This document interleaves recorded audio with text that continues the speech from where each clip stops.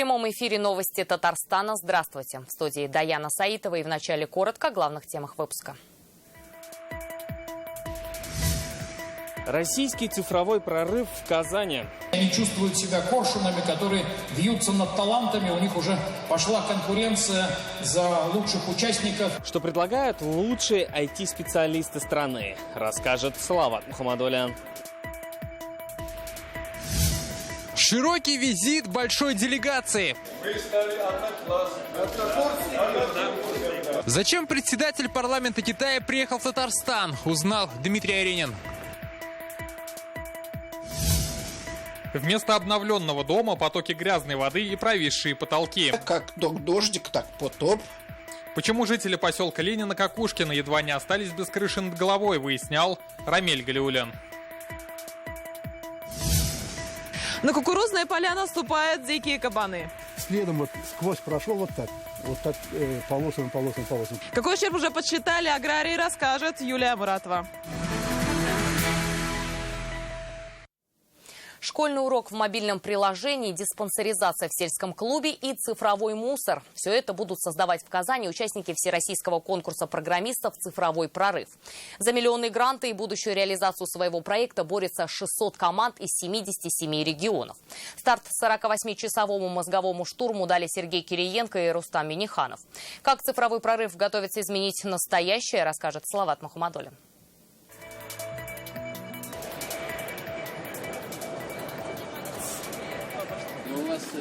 Все эти коммуникации, все отлично. Перед стартом цифрового прорыва проверка от Сергея Кириенко и Рустама Миниханова. Спустя месяц после WorldSkills Казань-Экспо трансформировалась в программный центр. Здесь и беспилотные автомобили в фойе, и топ-компании, и лучшие IT-специалисты страны. Хотел бы еще раз, пользуясь возможностью, сказать слова благодарности руководству Республики Татарстан за блестящую организацию финала. Пожалуй, нигде больше на таком уровне организовать финал не получилось бы. И поскольку сегодня все, что происходит в экономике, так или иначе связано с цифрой, то, что российский финал, вот такой соревнование лучших специалистов в IT-сфере в России происходит здесь же, на этих же площадях Казань-Экспо, это очень правильная и очень символичная история. В финальном этапе конкурса «Цифровой прорыв» участвует больше 3000 человек. Это 600 команд из 77 регионов. Изначально было 66 тысяч заявок. В Казани сегодня только лучшие. Это жизненная необходимость. Сегодня человеческий капитал – это самое главное богатство. Вот и наша стратегия, и федеральная стратегия. И никто эту работу по цифровизации страны, кроме вот этих молодых людей, и тех, которые до сюда не доехали, и те, которые здесь, никто их не сделает. Самому старшему участнику 76, младшему 13, и он из Челнов. Со своей командой он предлагает интегрировать мобильное приложение на уроках в школе. Скучно учиться, и мы хотим добавить в обычное образование игры. С яблоком, с кофе, с водой под музыку. А это финал всероссийского конкурса. Так ребята в командах идут к цифровому прорыву. Пока еще непонятные для нас цифры и алгоритмы на экранах должны вылиться в реальные решения, которые будут применены на практике, как это было когда-то, например, вот с мобильным телефоном. Что делаете? Берите макап просто, делайте. Поддержать их разговор сложно. Это команда Cool Dash. Из 5 человек 4 из Татарстана. В финал прошли с идеей создания цифровой диспансеризации в селах. Для реализации понадобятся лишь веб-камеры в сельских клубах. Она видит, что этому человеку необходимо пройти диспансеризацию, и она оповещает. Через смс. Прямо на месте, через звуковое оповещение. Этому человеку, здравствуйте, уважаемый Замалиев Влад Дамирович, вам необходимо пройти диспансеризацию. И там же есть возможность записаться в ЦРБ. Лучшие идеи и решения по итогам финала будут применены на практике. Ребята успевают за считанные часы не просто найти решение, придумать какую-то новую идею, но ее и реализовать в виде прототипа, который уже можно испытывать. Задание на конкурс придумывали представители российских компаний. Так, один из провайдеров попросил разработать программу по цифровому мусору. Может быть, это приложение с пакетами. Может быть, это датчики на мусоровозах. Может, это датчики на контейнеры с прослеживанием пути контейнера от точки приема до полигона. Разные могут быть идеи. На решение этой и других задач у айтишников 2 дня и 2 бессонные ночи. Результаты мы узнаем уже в воскресенье. Салават Мухаммадуллин, Александр Лобанов, ТНВ, Казань. Его называют третьим человеком в Китае, и он сегодня в Татарстане. В Казань прилетел председатель парламента КНР Ли Чжаньшу. Это его первый визит в нашу страну. Накануне он в Москве встречался с Владимиром Путиным и руководством Госдумы. Какая цель визита в Татарстан и какие предложения высказал гость? Дмитрий Аринин.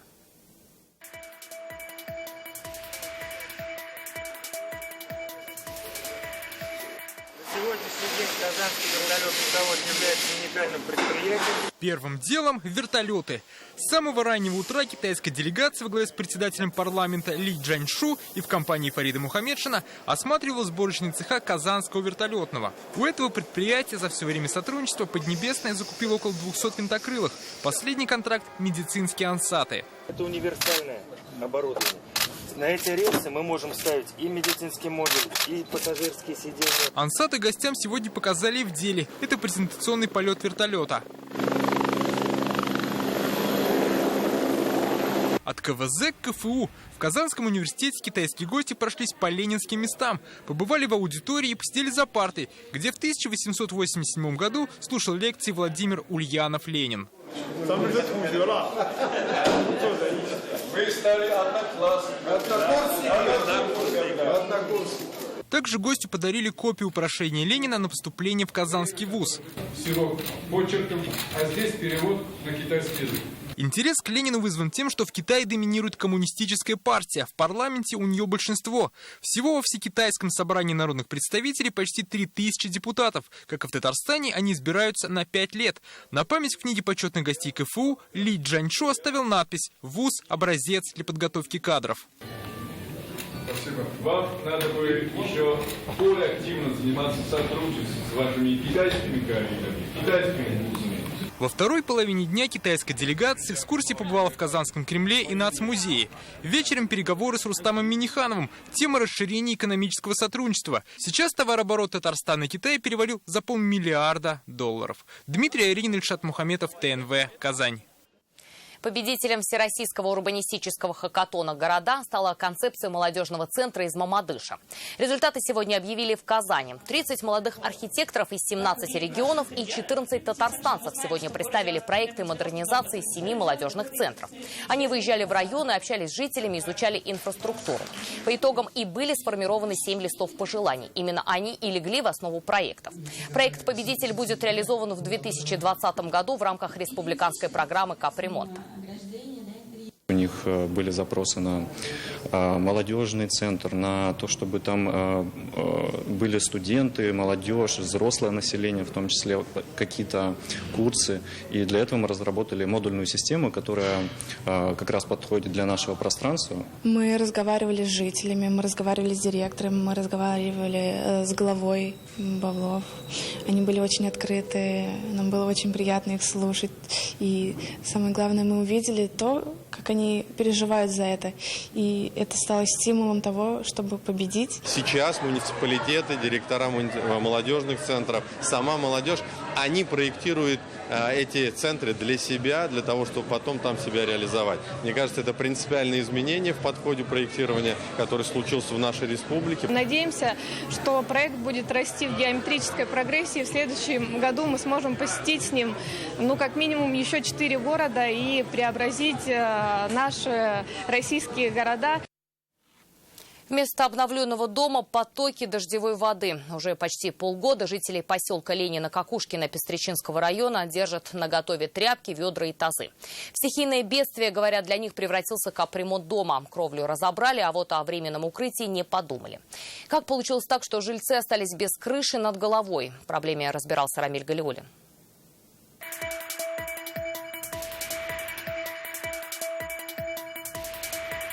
Вечером пришла, в спальню зашла, убезумела, свет включила и сразу выключила. У меня тут потоп был. Вода, струящаяся с потолка, для Александры Васильченко стала полной неожиданностью. Женщина показывает следы потопа. Испорчены потолки, стены и полы. Все вычерпали.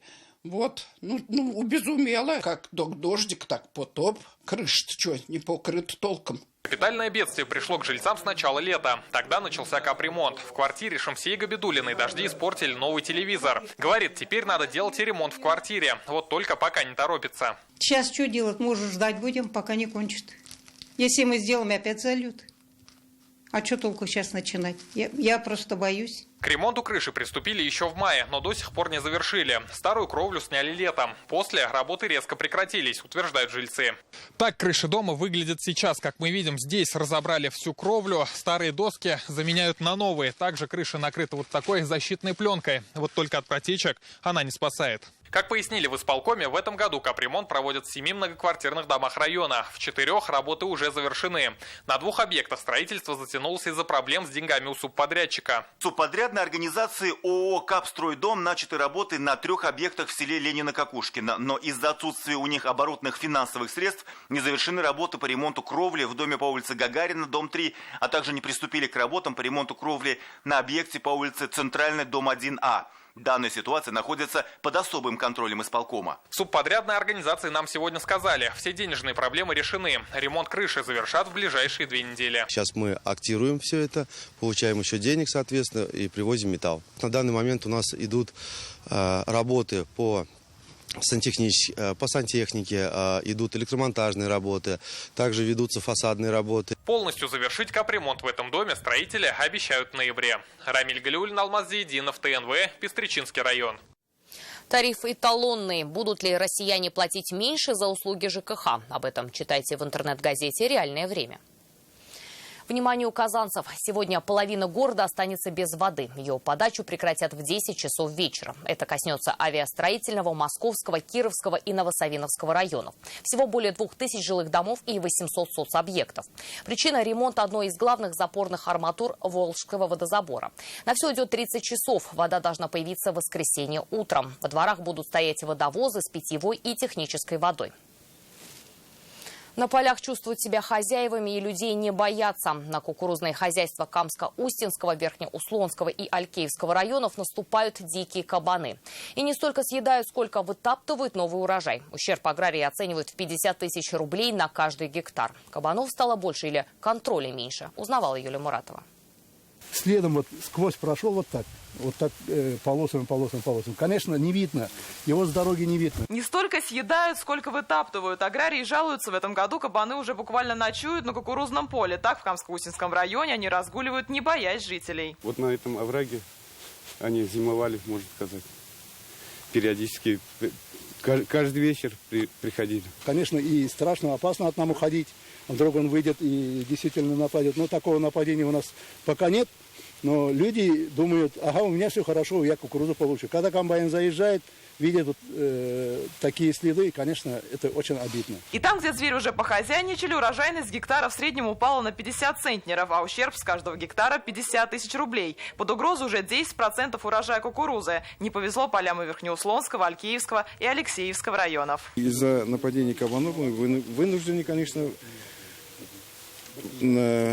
выйти на ранние сроки уборки прищенного зерна. За помощью жители уже неоднократно обращались в инстанции. Еще в мае республиканские власти дали дополнительные квоты на отстрел для снижения популяции кабанов. Есть официальная статистика, есть неофициальная статистика. Естественно, по официальной статистике у нас в районе более 1000 кабанов.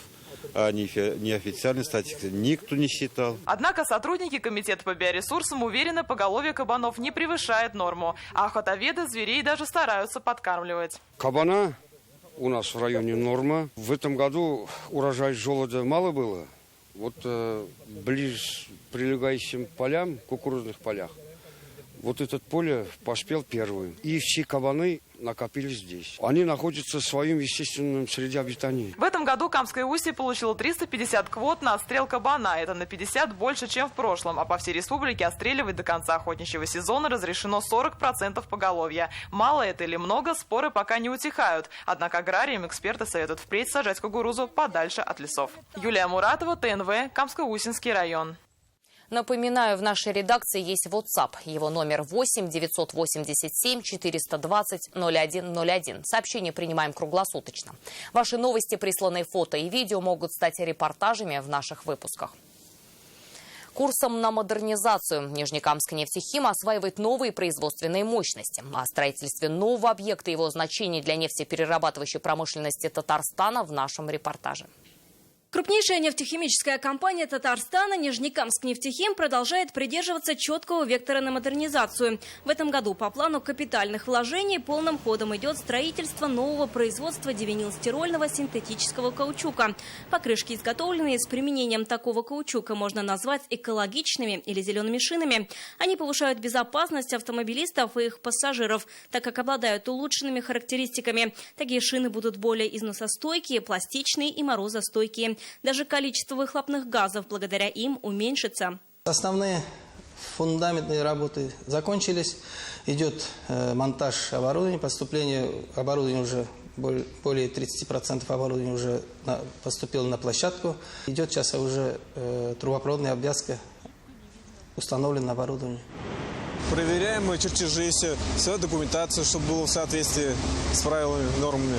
Оборудование проверяем на соответствие, чтобы было сварные швы соответствовали, чтобы все было на своих местах. С внедрением нового производства появится более 300 дополнительных рабочих мест. Чтобы коллектив смог освоить тонкости выпуска продукции, новых сотрудников будут направлять и на другие каучуковые производства Нижнекамскнефтехима. С запуском новой установки Нижнекамскнефтехим станет одним из немногих в мире производств, выпускающих все основные виды растворных синтетических каучуков для шинной промышленности. Завершение строительства этого проекта предусмотрено на первое полугодие 2020 года. В Нижнекамском Камэнергостройпроме сегодня отметили выпуск 10-миллионного кубометра железобетона. Как сегодня предприятие шагает в ногу со временем, далее. Камэнергостройпром выпустил свою первую продукцию в декабре 1964 года, что является днем его рождения. На тот момент в стране было всего 5 таких заводов. Продукции предприятия были построены КАМАЗ, Нижнекамскнефтехим, Нижнекамский шинный завод. Участвовала в комплектации строительства всех атомных электростанций России и бывшего СССР. Продукция и сегодня поставляется во многие регионы страны. Энергетики, дорожники, промышленное строительство. То есть мы поставляем свои изделия на строительство промышленных объектов энергетического назначения. Сегодня на заводе открылся музей. В нем собрали фотографии об истории завода. Энергетики пользовались и пользуются до сегодняшнего момента большой продукцией номенклатуры данного завода, потому что она была именно направлена на энергетическую отрасль. Сейчас на заводе работают 580 человек. На смену ручной работе приходит современное оборудование. Только в текущем году на это направлено около 40 миллионов рублей. Это новости Татарстана и далее в выпуске. Пером и словом. Без писателей никакой государства, никакой язык нету. 85 лет исполнилось Союзу писателей республики. Об их первых шагах и долгой жизни Рамиль Шайдуллин. Сотни казанских икон вернулись к месту своего создания. То есть это очень трудоемкая операция, она связана с многократной обработкой доски, периодической сушкой ее. В музее, который станет обязательным для посещения, уже побывала Юлия Муратова. Как идет строительство первой полилингвальной школы, увидел сегодня государственный советник Татарстана. Ментимир Шаймиев посетил стройплощадку на Бондаренко. Уже возведен каркас будущей школы на 1025 учащихся. Затем государственный советник направился на Бичурина. Там строят билингвальную школу. В ходе совещания рассмотрели вопросы по строительству зданий, некоторые проектные решения и сроки производства работ. 85 лет на страже искусства, языка и культуры. Свой юбилей сегодня празднует Союз писателей республики. Организация, созданная аж в 1934 году и с тех пор ни на день не прекращавшая свои работы. Чтобы отметить круглую дату, они собрались в Казани. На церемонии было объявлено о том, что Ахат Гафар и Клара Булатова стали теперь народными поэтами. С праздником всех поздравил Фарид Мухаммедшин. Вместе со своим народом вы созидали республику, учили, заставляли размышлять. И всегда, в самую трудную пору, силой правдивого слова помогали соотечественникам обрести надежду, веру. Итак, Союз писателей сегодня – это 337 писателей. В разные годы у руля стояли такие глыбы татарской литературы, как Кави Наджми или Муса Джалиль. Как они начинали то, что позже стало кладезью литературы. Об этом в новостях в 21:30. В Казани на частоте 98,6 начнет вещать новая радиостанция «Китап». В эфире будут звучать популярные литературные произведения на татарском языке, в том числе поэзии и проза. Будут транслироваться и театральные постановки. Как сообщил депутат Госсовета Айрат Зарипов, формат радио предполагает трансляцию аудиозаписи литературных произведений, озвученных известными артистами Татарстана на музыкальной подложке. Проект создания новой татарской радиостанции поддержан Рустамом Миннихановым. Сотни казанских икон вернулись к месту своего создания. Валерий Сорокин сегодня представил уникальную коллекцию святых образов, написанных еще в XIX веке в мастерской Казанского Богородицкого монастыря. Свой дом они обрели в отреставрированном купеческом доме рядом с возрождающимся храмом. В музее, который станет обязательным к посещению туристов, уже побывала Юлия Муратова. Казанская икона Божьей Матери вновь воссияла над градом Казанью. А обрели свой дом казанские иконы благодаря Валерию Сорокину. Уникальную коллекцию святых образов он собирал долгие годы. Все они были написаны еще в XIX веке в ныне уже несуществующей мастерской Богородицкого монастыря. Теперь иконы в 200 метрах от места своего создания в отреставрированном купеческом доме. Роль монахини выполняют манекены, но все предметы подлинные. Именно так выглядела мастерская Богородицкого монастыря. Из-под кисти монахини выходили яркие и неповторимые иконы. Все они расходились по необъятной России. Некоторые добирались даже до Афона и Иерусалима. Была традиция дома иметь много икон. Икону могли подарить. Было понятие мерная икона, то есть когда рождался младенец, в его размер делали икону его святого покровителя. Возрождают историю иконописи сотни образов Казанской Божьей Матери, общецерковные и заказные иконы. Над каждой работали до 20 человек. Одни наносили рисунок на левказ, другие покрывали хрупкими листками сусального золота. Казанская школа иконописи, которая сегодня была представлена нам вот в артефактах, действительно, я считаю, что это не только туристам полезно посмотреть, но самое главное, чтобы мы, жители Казани, жители республики, сами знали историю нашей духовности. Этот музей получит категорию «Must Visit», то есть обязательно к посещению. Видеоролики, аудиогиды, интерактивные экраны помогут погрузиться в историю и расскажут о каждом экспонате. А этот макет монастыря со старинными окрестностями Казани уже буквально стал гордостью этого музея. Узнать историю даже самой неприметной постройки можно через информационное табло на любом языке. Но детально изучить объект можно через 3D-пространство. А уже в ноябре состоится 4-й форум православной общественности. Музей станет хорошим подарком к этому событию. Юлия Муратова, Игорь Романов, ТНВ, Казань. Крещендо и фортиссимо. В Казани открылся концертный сезон Государственного симфонического оркестра Республики. Год этот юбилейный и для главного дирижера маэстро Александра Сладковского. Ровно 10 лет назад он стал художественным руководителем оркестра. Сегодня в БКЗ концерт памяти Галины Вишневской. Там находится и наш корреспондент Алия Хайрудинова. Алия, расскажите, звучат ли аккорды? Дайана, здравствуйте. Мажорный старт 54-му концертному сезону Государственного симфонического оркестра Республики Татарстан дан. И начали его с фестиваля памяти Галины Вишневской. Как говорит сам маэстро Александр Сладковский, еще в 2010 году, когда он только-только начинал свою карьеру в Казани, ему по объективным причинам пришлось отказать ей в постановке оперы «Борис Годунов». И вот с этой тяжестью ему приходится жить. И сегодня на сцене имя Галины Вишневской вспоминают выпускники Центра оперного пения ее имени. И я сейчас всем предлагаю переместиться на сцену.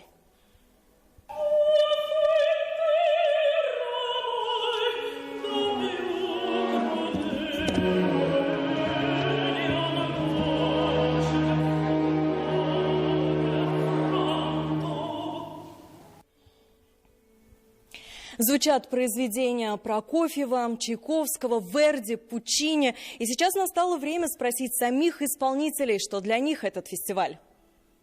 Как известно, исполнялся в первый вечер, открывался фестиваль оперы Шостаковича, 14-й. Как известно, что Галина Павловна была одной из первых исполнительниц этой партии сопрано в этой симфонии, поэтому, конечно же, для меня это очень волнительно было. С удовольствием буду всегда принимать участие в фестивалях, и это для меня огромная честь и большая ответственность. Оркестр очень чуткий и очень слаженный, и волнительно, потому что все-таки ответственность, сзади висит портрет Галины Вишневской. На самом деле это не все. К своему сезону Государственный симфонический оркестр выпустит еще и серию дисков с полным собранием концертов и симфоний Петра Ильича Чайковского. Презентуют эти диски в 2020 году, когда композитору исполнится 180 лет. Поэтому каждый из нас сможет не только прикоснуться, но и услышать прекрасную музыку. Даяна, мы остаемся здесь, наслаждаемся, и я передаю вам слово. Спасибо, Алия. А на этом наш выпуск подошел к концу. Еще больше новостей в наших соцсетях ВКонтакте и Инстаграм. Вечерний эфир продолжит программа «Вызов-112», а сейчас прогноз погоды. До встречи в 21:30.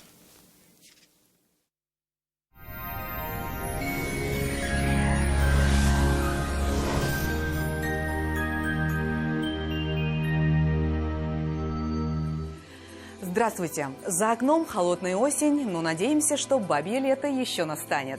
О погоде на 28 сентября после небольшой информации. Давно мечтаете о новой кухне? Хотите качественно, в срок, да еще и со скидкой 20%? Тогда звоните в Данил Мастер 2-167-166 или загляните на сайт danil-master.rf. По данным сервиса Яндекс.Погода, на юго-востоке в Бугульме, Бавлы, Азнакаево днем всего 4 градуса тепла. Пройдет мокрый снег. На северо-востоке, в Нижнекамске, Набережных Челнах, Елабуге синоптики обещают дождь, местами со снегом, и 5 градусов выше нуля. На севере Татарстана, Менделеевске, Агрызе, Менделинске также пройдут дожди, местами снег и +5. На северо-западе вероятность осадков небольшая, но пасмурная погода сохраняется. На юго-западе, в Болгаре, в Буинске, Дрожжаном облачная погода с прояснениями +8 без существенных осадков. В центральных районах, в Чистополе, в Альметьевске, Мамадыше пройдут дожди с мокрым снегом 4 градуса выше нуля. Федеральная сеть медицинских центров «Доктор Ост» лечение самых сложных заболеваний позвоночника и суставов без боли и хирургического вмешательства. За 10 лет в 10 городах России врачами клиники отменено более 10 тысяч операций. Пациентов с жалобами на боль в спине часто направляют к хирургу. Мне уже удаляли грыжу позвоночника, и снова все повторяется. Направляют на операцию. Что делать? В медцентре «Доктор Ост» уникальный робот помогает вернуть искривленный позвоночник в норму. Грыжа начинает самостоятельно втягиваться на место, освобождая пережатые нерв и сосуды. Боль уходит, возвращается легкость движений. Здравствуйте. Вы позвонили в банк Нейва. Ваш звонок очень важен для нас. Но важнее то, что мы ценим живое общение со своими клиентами. А по нашим картам честный кэшбэк с понятными условиями и выплатой живыми деньгами. А еще у нас очень хорошие курсы обмена валюты. Заходите, будем рады. Банк Нейва. Люди навстречу людям. Спонсор прогноза погоды – Банк Нейва. Ценит живое общение. Люди навстречу людям. Оформи дебетовую карту и получай честный кэшбэк с понятными условиями и выплатой с живыми деньгами до 5%. 28 сентября в Казани переменная облачность, днем без осадков, 6-8 градусов тепла. Ветер северо-западный, умеренный. Атмосферное давление 756 миллиметров ртутного столба, влажность воздуха 74%. В магнитном поле Земли без заметных возмущений. О погоде все. В студии была Лейла Латыпова. Всего доброго и до свидания.